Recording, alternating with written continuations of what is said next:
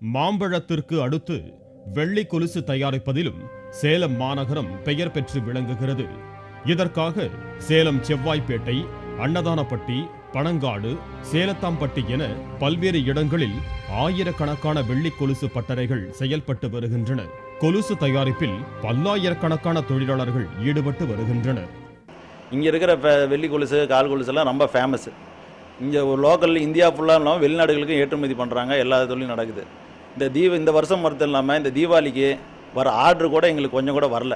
சேலத்தில் நாள் ஒன்றுக்கு சுமார் 100 டன் வெள்ளி கொலுசு மற்றும் மெட்டி உள்ளிட்ட பல்வேறு அணிகலன்கள் தயாரிக்கப்பட்டு வந்த நிலையில் கடந்த ஆகஸ்ட் மாதம் முதல் வெள்ளியின் விலை வீழ்ச்சி அடைந்ததால் கொலுசு தயாரிப்போர் கடும் வருவாய் இழப்புக்கு ஆளாக தொடங்கினர்.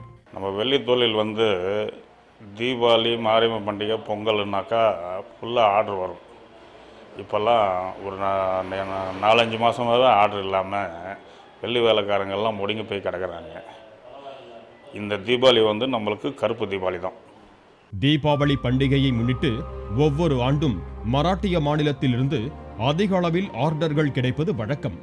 ஆனால் கடந்த சில ஆண்டுகளாக மராட்டிய ஆர்டர்கள் குறைந்து விட்டதால் தொழிலாளர்கள் மிகுந்த வேதனையில் உள்ளனர். கொலுசு உற்பத்தி கைவினை கலைஞர்களிடம் இருந்து இயந்திர உற்பத்திக்கு மாறியதே இதற்கு காரணம் என கூறப்படுகிறது. வெளியில் பார்த்தீங்கன்னா இப்போ வெளிநாட்டுக்கெல்லாம் ஜதை கொண்டு போகிறாங்க. ஆனால் அந்த மிஷின் ஜதையை எடுத்துகிட்டு போகிறாங்க. அவங்க மிஷின் ரெடி பண்ணதுனால எங்களுக்கு இந்த கை வேலை ரொம்ப பாதிப்பு ஏற்பட்டுருச்சு.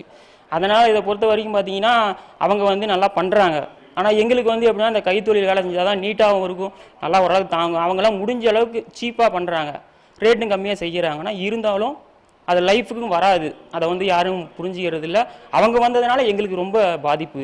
கடந்த சில ஆண்டுகளுக்கு முன்பு நாள் ஒன்றுக்கு 500 ரூபாய் முதல் 1000 ரூபாய் வரை வருவாய் ஈட்டி வந்த தொழிலாளர்கள் தற்போது 300 ரூபாய் மட்டுமே ஈட்ட முடிவதாக வேதனை தெரிவிக்கின்றனர். இதனால் தொழிலாளர் எண்ணிக்கையும் குறைந்துவிட்டது.